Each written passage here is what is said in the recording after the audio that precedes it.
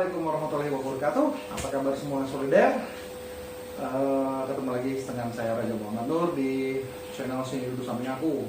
Ya, hari ini yang ke-22, episode yang ke-22 Sini Duduk Samping Aku tetap dalam koridornya memberikan pemahaman-pemahaman tentang psikososial para pecandu narkoba, khususnya agar mereka bisa ditangani sindromnya ataupun rasa keinginan untuk selalu menggunakan narkobanya itu bisa dikurangi dengan pemahaman psikososial anak itu sendiri.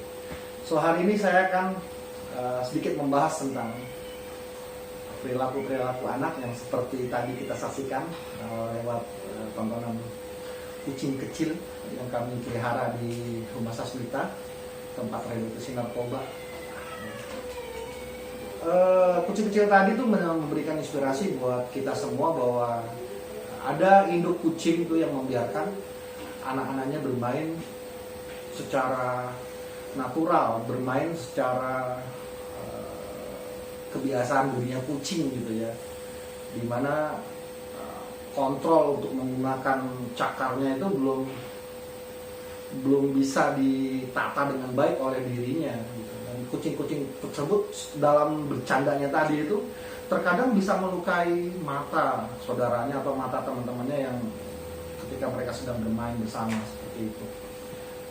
Induk kucingnya ada nggak? Ada di sekitaran mereka untuk melihat, tapi dibiarkan. Apa kaitannya dengan kejadian-kejadian yang anak-anak sekarang mau mencoba menggunakan narkoba atau mau setidaknya meluangkan waktu gitu mencari tahu tentang narkoba itu sendiri, sehingga banyak salah jalan dan pada akhirnya mereka menyalahgunakan narkoba itu sendiri. Dari cerita kucing tadi ada sesuatu yang baik yang harus kita lakukan gitu, buat anak-anak kita ya, karena kita bukan hewan gitu ya, kita bukan binatang yang ketika dalam berproses memberikan pengertian tentang makna kehidupan ini sendiri pun tidak bisa lewat proses pembiaran seperti tadi. Bukan berarti juga setiap kegiatan anak tuh banyak dipenuhi oleh dengan kata-kata nggak boleh, kamu nggak bisa begitu, kamu nggak boleh begini. Jadi, harus disesuaikan dengan rasa minat dan bakat anak tersebut. Dalam dunia psikososial anak ada dikenal sebuah disiplin ilmu yang namanya parenting, ilmu bagaimana menjadi orang tua. Disiplin ilmu parenting tersebut seharusnya selaras dengan disiplin ilmu anak. Ya kalau tadi parent itu orang tua, ya disiplin ilmunya namanya parenting. Anak itu kid, anak itu kid. Disiplin ilmunya ya kidding gitu. Jadi seorang anak ketika dia menjalani fase tumbuh kembangnya tersebut, ya memang diwarnai dengan hal-hal yang bersifat kidding. Ya sampai pada usia tertentu ya, bahkan dari 14 sampai 25 atau 26 tahun, seorang anak akan bertumbuh kembang dengan pemahaman atau fokus kepada minat, rasa dan bakat tadi kepada sesuatu ya, hal yang bentuknya wow gitu, yang sifatnya amazing buat dia. Ya, lewat tontonan-tontonan di media sosial ya, di YouTube, di Instagram, di Facebook ya. Banyak sekali akses-akses yang atau tontonan-tontonan yang bersifat wow tadi, sehingga fokusnya itu nggak kepada cinta kasih yang diberikan kepada kita sebagai orang tua. Buat mereka tuh yang orang tua gue nggak update, orang tua gue nggak bisa wowin gue gitu. Jadi mereka bertumbuh kembang nantinya ya dengan hal-hal yang seperti tadi. Jika tidak dari sedini mungkin, kita sebagai orang tua memahami yang namanya psikososial anak tadi. Tugas anak seperti yang sudah saya sampaikan, tugas anak adalah bermain kidding. Tugas anak tuh ya hanya bermain saja, tapi tidak melulu hal-hal yang bersifat konyol. Ya, bermain memberikan sesuatu role play tersendiri buat dirinya untuk bisa merasakan yang namanya experiential learning, atau pengalaman ketika dia berhasil melakukan sesuatu, atau pengalaman ketika dia tidak berhasil melakukan sesuatu. Ketika dia berhasil, ada teknik yang harus disampaikan kepada dirinya bahwa you're great, sebuah bentuk apresiasi. Atau ketika seorang anak gagal melakukan usahanya atau kegiatannya, jangan lantas langsung dapat penghakiman bahwa lu nggak bisa, ganti aja, lu nggak bisa, ganti aja gitu. Jadi ada pemahaman-pemahaman psikososial yang memang harusnya kita sebagai orang tua berikan agar tumbuh kembang anak tuh lebih mantap secara rasa, minat, dan bakatnya. Coba tanya anak-anak sekarang yang fase usia 14 sampai 18 tahun deh, kamu mau jadi apa sih? Mungkin ada dari persentase 1000, saya yakin yang bisa menjawab dia ingin melakukan apa nanti ke depannya, atau punya cita-cita apa nanti ke depannya, ya hanya sampai 30 sampai 40% saja. Artinya 60 sampai 70% anak dia tidak tahu tuh harus seperti apa. Tapi seorang anak yang menjalankan psikososial yang diberikan oleh orang tuanya, dia akan mampu tuh. Dia akan mau bersikap, ini loh yang akan gue lakukan. Contoh kayak dia, bapaknya seorang tentara yang benar-benar punya prinsipil tentang psikososial anak itu sendiri.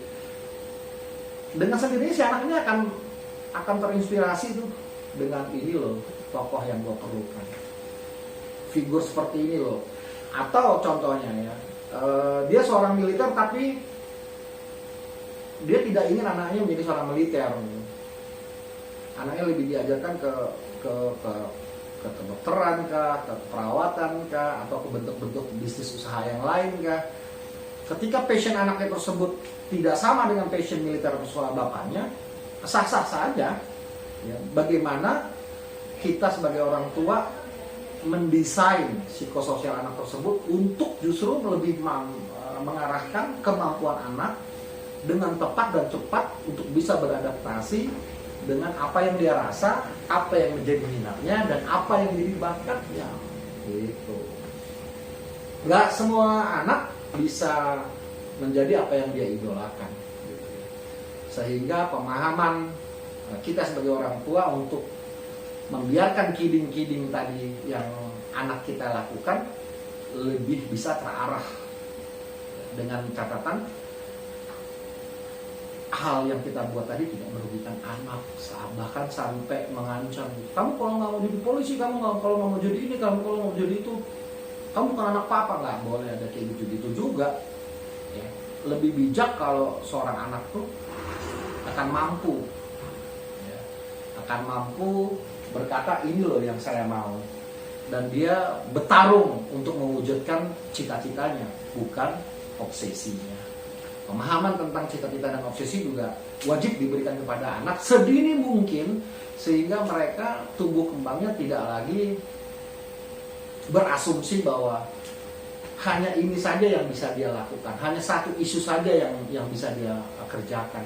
Padahal begitu banyak talenta yang Tuhan berikan kepada hidupnya, cuman hanya saja dianya tidak mampu keluar dari zona apa yang dia pikirkan, apa yang dia rasakan, dan apa yang jadi interest, minat, dan bakatnya. Tugas kita sebagai orang tua untuk bisa memberikan porsi-porsi psikososial kepada anak. Apa sih psikososial anak tersebut? Anak seperti yang di video saya sebelumnya, seorang anak tuh akan berada di fase-fase tersendiri dan memiliki kebutuhan dan keperluan tersendiri di fase-fase tersebut tadi. Nggak fair kalau kita orang tua itu, kamu ngerti papa dong, kondisi kita lagi susah nih, nggak juga gitu. Ingat baik, parenting itu adalah ilmu orang tuaan, but kidding itu yang diperlukan oleh anak. Ya, sama anak nggak boleh tuh dengan kata-kata maki, ya, dengan kata-kata habikat, ancaman, atau bentuk apapun itu. Yang diperlukan mereka adalah sebuah keceriaan, dan tugas kita mendesain psikososial anak tersebut agar ya, wajah ceria anak itu tidak putus. saya mau nanya dong, Mas Raja, saya mau nanya dong, boleh. Kalau mau tanya, mau konsul tentang psikososial anak yang baik dan tepat, ayo boleh di sini datang ke Rumah Sasmita di Jalan Sempur Kaler, Blok 10 nomor 1. Ya, sekalipun kita ini fokus utamanya adalah tempat rehabilitasi putus narkoba, tapi juga kita melayani konseling untuk psikososial anak. Hubungi di 0812 9338 7404 ya, itu ada nomor WA-nya. Jangan takut, sifat layanan ini bayar nggak gini nggak? Enggak, insya Allah gratis. Ya, datang saja ke sini atau boleh via telepon ya.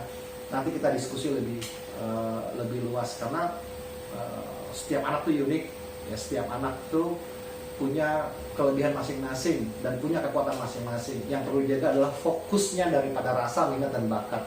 Hilang saja fokusnya, hilang juga kekuatannya setengah. Gitu. Jadi tugas kita lah sebagai orang tua. Berkaitan dengan para pecandu narkoba, sekali lagi saya bilang para pecandu narkoba itu hampir 8-90% tuh mengalami yang namanya sindrom pada fase-fase tumbuh kembangnya, atau istilah saya patah basic trust-nya, patah psikososialnya, sehingga dia tidak mampu menerapkan kecerdasan alami yang Allah berikan kepada setiap kita manusia, yaitu kecerdasan antar pribadi, kecerdasan di mana dia mampu menempatkan dirinya di lingkungan sosial di sekitarnya, atau pengenalan kecerdasan pribadi atau personal insight. Seorang anak akan mengalami kesulitan untuk menemukan kemampuan dirinya akibat ya fase-fase dini tadi dari psikososial anak tidak mampu dia atasi dengan baik. Bahkan kita orang tua yang ada dalam kehidupannya seakan-akan membiarkan. Mungkin dia tidak terluka secara fisik seperti kucing tadi, luka di mata, luka di bibir, luka di hidung.